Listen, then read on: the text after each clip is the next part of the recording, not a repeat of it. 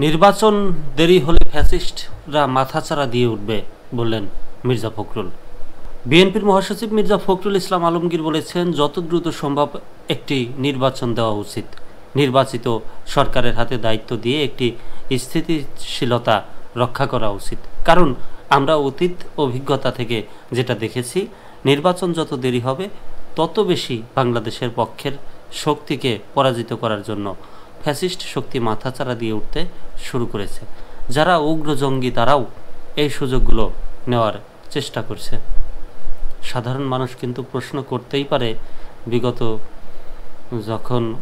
বিগত সরকার বা বিগত সালগুলোতে যখন তত্ত্বাবধায়ক ছিল তখন বিরোধী ছিল কারা? তো বিগত সালের দিকে যেতে বলেন না, নতুন দল যেমন বলে যে নতুন করে চাওয়া পাওয়া, সেই নতুনের দিকে হাঁটেন, তাতে বেশ ভালো হবে। কারণ পিছনে গেলে কেঁচো খুঁড়তে গেলে সাপ বেরিয়ে আসবে, ঘটনাটা তেমন হবে। এমনিতেই আপনাদের উপরে মানুষের চোখ পড়েছে, বা অনেকেই বলা বলি করছে যে তারেক জিয়া বিদেশে গিয়েছিলেন কি কারণে।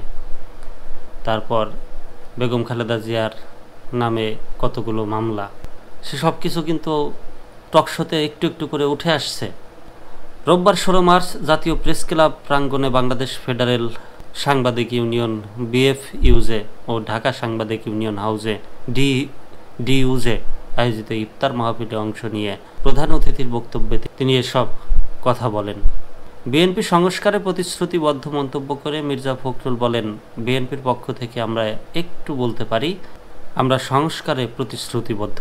আমরা 31 দফা দাবি অনেক আগেই দিয়েছি, যখন এই সংস্কারের কথা কেউ বলেনি।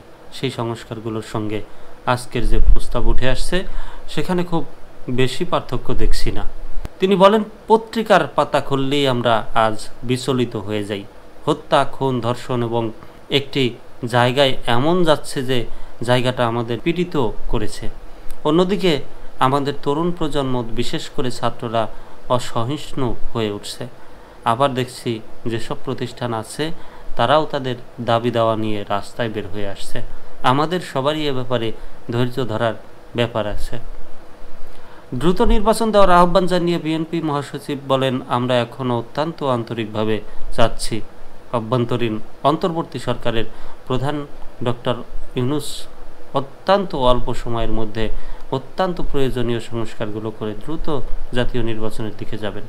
আমরা তাই মনে করি, যত দ্রুত নির্বাচন হবে, যত দ্রুত জনগণের নির্বাচিত প্রতিনিধিরা সংসদে গিয়ে একদিকে দেশ পরিচালনা করবে, অন্যদিকে অত্যন্ত প্রয়োজনীয় যে সংস্কারগুলো আছে সেগুলো আমরা সবাই একসঙ্গে করতে পারব। এ সময় আরও বক্তব্য রাখেন জামায়াতের সেক্রেটারি জেনারেল মিয়া গোলাম পরোয়ার, বিএনপি চেয়ারপারসনের উপদেষ্টা ও যুগান্তর সম্পাদক কবি আব্দুল হাই শিকদার, BFUJের ভারপ্রাপ্ত সভাপতি ওবায়দুর রহমান শাহীন, মহাসচিব কাদের গনি চৌধুরী, DUJের সভাপতি শহীদুল ইসলাম, সাধারণ সম্পাদক খুরশিদ আলম। এছাড়া উপস্থিত ছিলেন AB পার্টির চেয়ারম্যান মুজিবুর রহমান মঞ্জু, দেশ রূপান্তরের সম্পাদক কামাল উদ্দিন সবুজ, প্রেস ক্লাবের সাবেক সাধারণ সম্পাদক ইলিয়াস খান প্রমুখ।